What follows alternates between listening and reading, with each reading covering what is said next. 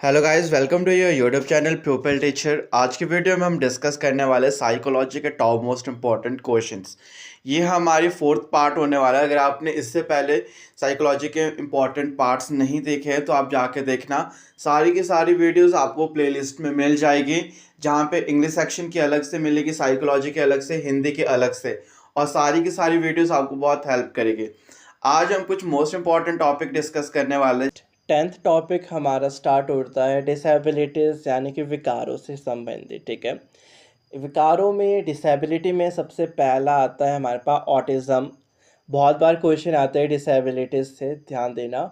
Autism जो हमारी एक डिजीज़ रहती है या फिर डिसेबिलिटी रहती है, विकार रहता है, ये रहता है हमारे पास social and communication skill impaired होती है, यानी कि इम्बैलेंस होती है। जब एक पर्सन को सोसाइटी में जाना अच्छा नहीं लगता, वो सोशली इंटरेक्ट नहीं हो पाता, या फिर आई कांटेक्ट बनाने में समस्या होती है, कम्युनिकेशन स्किल उसकी अच्छी नहीं है, बातचीत करने का तरीका अच्छा नहीं है, या वो अपनी किसी और से बातचीत करना नहीं चाहता है, तो इस प्रकार के जो बच्चे होते हैं, जो पर्सन्स होते हैं, वो ऑटिज़म डिसेबिलिटी से जूझ रहे होते हैं। यानी कि उनका जो विकार होता है वो ऑटिज़म कहलाता है। यानी कि अगर कभी पूछा था कि एक पर्सन की जो सोशल इंटरेक्शन की स्किल है वो इम्पेयर्ड है या फिर इनबैलेंस्ड है, तो उसका इम्पोर्टेंट कारक क्या है या फिर उसकी डिसेबिलिटी क्या है, तो हमारे ऑटिज़म है। नेक्स्ट जो हमारी सेकंड रहती है डिसलेक्सिया। बहुत बार क्वेश्चन आता है। डिसलेक्सिया का जो अर्थ रहता है, डिस का मतलब होता है प्रॉब्लम और लेक्सिया का मतलब होता है आपके पास रीडिंग, यानी कि प्रॉब्लम इन रीडिंग, पठन से रिलेटेड विकार। अगर किसी भी बच्चे को पठन से रिलेटेड समस्या रहती है, पढ़ने से रिलेटेड समस्या रहती है, रीडिंग से रिलेटेड प्रॉब्लम रहती है, तो उस पर्सन की जो डिसेबिलिटीज़ होती है उसको डिसलेक्सिया कहा जाता है। अब देखो, यहाँ से दो प्रकार के क्वेश्चन आते हैं। पहला आता है ऑटिज़म डिसेबिलिटी में, यानी कि ऑटिज़म जो डिसेबिलिटी है उसके अंतर्गत क्या आता है, यानी कि इम्पेयर्ड स्किल रहती है कम्युनिकेशन की। ठीक है, दूसरी चीज़ आपके पास जो क्वेश्चन का तरीका रहता है कि कम्युनिकेशन स्किल इम्पेयर्ड होती है तो कौन सी डिसेबिलिटी है, वो आपकी ऑटिज़म है। अगर सेकंड पार्ट की बात करें, आपसे क्वेश्चन आता है डिसलेक्सिया मेन, यानी कि डिसलेक्सिया का अर्थ क्या है, तो आपको पता है प्रॉब्लम इन रीडिंग, पठन से रिलेटेड विकार। दूसरे टाइप का जो क्वेश्चन पूछा जाता है कि प्रॉब्लम इन रीडिंग से रिलेटेड कौन सा विकार है, यानी कि कौन सी डिसेबिलिटी है, पाठ का पठन करने से रिलेटेड कौन सा विकार रहता है, तो डिसलेक्सिया। तो कंफ्यूज मत होना, बस क्वेश्चन ऊपर नीचे करते हैं, आंसर आपको ध्यान में रखना है।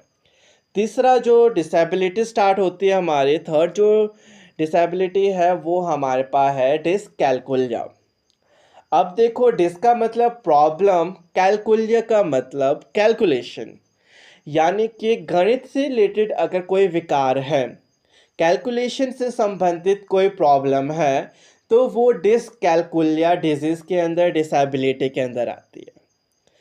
अब क्वेश्चन पूछा जाता है आपसे कि डिसकैल्कुलिया मीन्स, यानी कि डिसकैल्कुलिया जो डिसेबिलिटी है उसके अंदर क्या चीज आएगी आपकी, वो है प्रॉब्लम इन कैलकुलेशन, गणित से रिलेटेड विकार। दूसरे तरह का क्वेश्चन, अगर एक बच्चा गणित में कमज़ोर है, गणित से रिलेटेड विकार रहता है, प्रॉब्लम इन कैलकुलेशन रहती है, तो वो कौन से डिसेबिलिटी से जूझ रहा है, तो हमें पता है डिसकैल्कुलिया। कई बार घुमा फिरा के आता है कि बच्चा 2 + 2 को सॉल्व नहीं कर पा रहा, तो वो कौन से विकार से जूझ रहा है, तो मैथमेटिक का सॉल्व है, तो डिसकैल्कुलियस से। फोर्थ हमारा है डिसग्राफिया। अब देखो, जो आपकी डिस्ग्राफिया डिजीज होती है, डिस का मतलब होता है प्रॉब्लम, ग्राफिया का अर्थ होता है राइटिंग, यानी कि लेखन से संबंधित विकार। अगर एक पर्सन को लिखने से रिलेटेड समस्या रहती है, प्रॉब्लम इन राइटिंग रहती है, तो वो हमारा डिस्ग्राफिया डिसेबिलिटी से जूझ रहा है। नेक्स्ट है हमारी फिफ्थ ADHD। ADHD जो विकार रहता है, हमारे डिसेबिलिटी रहती है, इसके अंदर एक तो लो कंसंट्रेशन पावर रहती है, पर्सन ज़्यादा देर तक कंसंट्रेट नहीं कर सकता और हाइपर हो जाता, हाइपर एक्टिविटी। आपके पास क्वेश्चन बहुत बार आता है कि ऐसी कौन सी डिसेबिलिटी है जिसके अंदर एक पर्सन बहुत जल्दी हाइपर हो जाता है या फिर लो अटेंशन स्पैन रहता है, यानी कि जो उसकी सुनने की क्षमता या फिर कार्य करने की क्षमता, उसका कोई भी इंटरेस्ट की बात की जाए बहुत कम होता है, लो होता है। तो वो कौन से डिजीज़ के अंदर आता है या फिर कौन सी डिसेबिलिटी के अंदर आता है, वो हमारा ADHD के अंदर आता है। नेक्स्ट लास्ट जो डिसेबिलिटी है, आखिरी विकार सिक्स्थ, वो है हमारे पास डिस्प्रैक्सिया। डिस का मतलब होता है प्रॉब्लम और प्रैक्सिया का मतलब है मोटर स्किल, यानी कि प्रॉब्लम इन मोटर स्किल। यानी कि मोटर स्किल्स हमारी दो प्रकार की होती है, एक ग्रॉस मोटर, एक फाइन मोटर। यानी कि अगर एक पर्सन हाथ या पाँव से कार्य नहीं कर पा रहा, समस्या है, हाथ या पाँव से रिलेटेड कोई विकार है, तो वो हमारा डिस्प्रैक्सिया के अंदर आता है, यानी कि प्रॉब्लम इन मोटर स्किल। तो ये 6 इम्पॉर्टेंट डिसेबिलिटीज़ हैं हमारी, इनको ध्यान में रखना क्योंकि यहाँ से क्वेश्चन आपसे पूछा जाता है। 11th टॉपिक हमारा स्टार्ट होता है साइको सोशल डेवलपमेंट थ्योरी, यानी कि मनोसामाजिक सिद्धांत के बारे में किसने बात की है। तो इसके जो जनक माने जाते हैं, फादर है, वो एरिक्सन है। अब देखो यहाँ से क्वेश्चन आता है, psycho social development theory is given by, या फिर who is known as the father of psycho social development theory. मनोसामाजिक सिद्धांत के जनक कौन है, तो वो हमारे एरिक्सन है। और कई बार हमारे पास क्वेश्चन आता है कि एरिक्सन ने हमें कौन सी थ्योरी दी है या कौन सा सिद्धांत दिया है, तो साइको सोशल डेवलपमेंट यानी कि मनोसामाजिक सिद्धांत। एरिक्सन हमारे एक अमेरिकन सोशोलॉजिस्ट थे।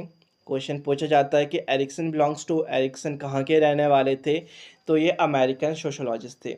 और इन्होंने हमें टोटल 8 स्टेजेस दिए हैं। बहुत बार क्वेश्चन आया है कि एरिक्सन ने टोटल कितने स्टेजेस दी है, तो एरिक्सन ने 8 अलग अलग स्टेजेस दी है, जिसमें कि इन्होंने एक पर्सन के लाइफस्टाइल को अलग अलग भागों में बांटा है। नेक्स्ट थ्योरी हमारी स्टार्ट होती है 12th theory, psycho analysis theory, यानी कि मनोविश्लेषण सिद्धांत। आपसे बहुत बार क्वेश्चन पूछा जाता है कि मनोविश्लेषण सिद्धांत के जो जनक है वो कौन है, तो वो सिगमंड फ्राइड, यानी कि जो फ्राइड है वो हमारे पास साइको एनालिसिस के फादर हैं। और कई बार क्वेश्चन आपसे आता है, फ्राइड ने हमें कौन सी थ्योरी दी है, जो हमारे फ्राइड है उन्होंने हमें कौन सा सिद्धांत दिया है, तो साइको एनालिसिस यानी कि मनो विश्लेषण का जो सिद्धांत है वो हमें फ्राइड ने दी है। नेक्स्ट चीज, ये ऑस्ट्रेलिया के रहने वाले थे। फ्राइड बिलोंग्स टू ऑस्ट्रेलिया और इन्होंने ह्यूमन माइंड को क्लासिफाइड किया था। अगर कभी भी पूछा जाता है कि जो मनुष्य का मन है, जो उसका माइंड है, उसको किसने क्लासिफाई किया है, उसके बारे में किसने बात किया, माइंड से रिलेटेड कभी भी आता है, तो फ्राइड ने बात किया। इन्होंने ह्यूमन माइंड को 3 अलग अलग भागों में बांटा है। और पहला इन्होंने बताया है कॉन्शियसनेस, दूसरा अनकॉन्शियसनेस और तीसरा इन्होंने सबकॉन्शियसनेस। तो कई बार इन्होंने जो आइसबर्ग होता है, हिमखंड तैरता हुआ पानी में, यानी कि जब बर्फ़ पानी में जो तैर रही होती है, उसमें इन्होंने कंपेयर किया है। तो बर्फ़ का जो सबसे उपला हिस्सा होता है, उसे इन्होंने कॉन्शियस माइंड बताया, यानी कि सबसे पहला जो हमारा पार्ट रहता है वो कॉन्शियस रहता है। दूसरा अनकॉन्शियस, जो कि बर्फ़ के साथ बिल्कुल, पानी और बर्फ़ बिल्कुल अटैच हो रही है, वो इन्होंने अनकॉन्शियस माइंड कहा था। और जो पानी के अंदर बर्फ़ का हिस्सा होता है उसे सबकॉन्शियस माइंड कहा था। और सबकॉन्शियस जो माइंड हमारा होता है उसे पावर हाउस भी और स्टोरेज हाउस भी बोला जाता है। यानी कि हमारे दिमाग में जो भी चीज़ स्टोर हो रही है, जो भी चीज़ मेमोराइज्ड हो रही है, वो सारी की सारी सबकॉन्शियस माइंड में जाती है। और सबसे मेन रोल जो प्ले करता है वो है हमारे पास कॉन्शियस माइंड, जबकि हम कॉन्शियस होकर किस चीज़ को सुनते हैं या कोई चीज़ करते हैं। नेक्स्ट हमारे पास फ्राइड ने बात की थी इड, ईगो, सुपर ईगो, यानी कि इड, अहम, परा अहम। बहुत बार क्वेश्चन आया है कि फ्राइड ने हमें दिया था id dash and super ego, तो डैश की जगह हमें वहाँ पे लिखना होता था जैसे कि ईगो। तो ध्यान देना, एक है इड, एक है अहम, एक है परा अहम। एक तो ये चीज़ आती है। कई बार आता है कि इड के बारे में किसने बात किया, या फिर ईगो के बारे में किसने बात किया, या फिर सुपर ईगो जो टर्म है वो किसने दिया है, तो फ्राइड ने हमें ये चीज़ दी है। नेक्स्ट जो क्वेश्चन आता है, इट इज़ बेस्ड अपॉन, यानी कि जो आपका इट है वो किसके ऊपर आधारित है, कौन से सिद्धांत के ऊपर? तो it is based upon the principle of pleasure. आपका जो इट होता है वो सुख के सिद्धांत के ऊपर आधारित है। नंबर 2 है ego. Ego is based upon the principle of reality. आपका जो अहम होता है वो आपके पास सत्य के ऊपर आधारित होता है। तीसरी जो बात की गई थी सुपर ईगो, यानी कि परा अहम, ये आपका बेस्ड होता है मोरालिटी के ऊपर, यानी कि नैतिकता के ऊपर बेस्ड होता है आपके पास सुपर ईगो। यहाँ से बहुत बार क्वेश्चन आते हैं कि इट किसके ऊपर बेस्ड है, ईगो किसके ऊपर बेस्ड है, या फिर सुपर ईगो किसके ऊपर बेस्ड है, तो इसको भी आपने ध्यान में रखना। नेक्स्ट थर्ड कॉन्सेप्ट हमारा स्टार्ट होता है मॉरल डेवलपमेंट थ्योरी, यानी कि नैतिकता का सिद्धांत। आपसे क्वेश्चन पूछा जाता है कि मॉरल डेवलपमेंट थ्योरी आखिर किसने दी है, या फिर इसके फादर कौन है, यानी कि नैतिकता के सिद्धांत के जो जनक है वो कौन है? तो कोलबर्ग। कोलबर्ग ने हमें मॉरल डेवलपमेंट थ्योरी दी है, और कोलबर्ग एक अमेरिकन साइकोलॉजिस्ट है। पूछा जा सकता है कि कोलबर्ग कहाँ के रहने वाले थे, तो अमेरिका के थे। और morality is based upon the principle of right and wrong. आपके पास जो नैतिक होता है, जो मोरालिटी होती है, वो बेस्ड होती है सत्य और झूठ के सिद्धांत के ऊपर बेस्ड होती है, ठीक है। नेक्स्ट चीज़, इन्होंने हमारे पास 3 लेवल्स दिए। बहुत बार क्वेश्चन पूछा गया है कि कोलबर्ग ने हमें कितने लेवल दिए हैं, तो कोलबर्ग ने हमें 3 लेवल दिए हैं। और कई बार क्वेश्चन पूछते जाता है कि मोरल डेवलपमेंट जो थ्योरी है उसमें कितने लेवल है, तो कंफ्यूज नहीं होना, क्योंकि मोरल डेवलपमेंट थ्योरी भी हमें कोलबर्ग ने दी है, इसलिए उसमें भी 3 ही लेवल है। नेक्स्ट आता है टोटल स्टेजेस। आपके पास जो मॉरल डेवलपमेंट थ्योरी है जो कि कोलबर्ग ने दी है, इसमें टोटल हमारे पास 6 स्टेजेस रहती है, और ईच लेवल हैज़ 2 स्टेजेस। हर एक लेवल में 2 अलग अलग स्टेजेस होती है, यानी कि 3 2 ज़ा 6, तो टोटल स्टेजेस तो 6 है। बट अगर पूछ दिया जाता है कि हर एक लेवल में कितने स्टेजेस हैं, तो आपके पास हर एक लेवल में 2 अलग अलग स्टेजेस है। बाकी अगर आप डीपली जाना चाहते हो, ये तो बेसिक चीज़ें मैंने आपको बताई है, बट अगर आप डीपली जाना चाहते हो तो प्लेलिस्ट में जा सकते हो आप मेरे चैनल पे, वहाँ पे हर एक सेक्शन की अलग अलग प्लेलिस्ट आपको मिल जाएगी। तो आज के वीडियो में तो बस इतना ही। आई होप कि आज की वीडियो आप सबके लिए हेल्पफुल रही होगी। बाकी अगर वीडियो अच्छी लगे तो वीडियो को लाइक शेयर कर देना, और अगर चैनल पे नए हैं तो चैनल को सब्सक्राइब कर लेना, क्योंकि इसी चैनल पर आपको JPT कमीशन की प्रेपरेशन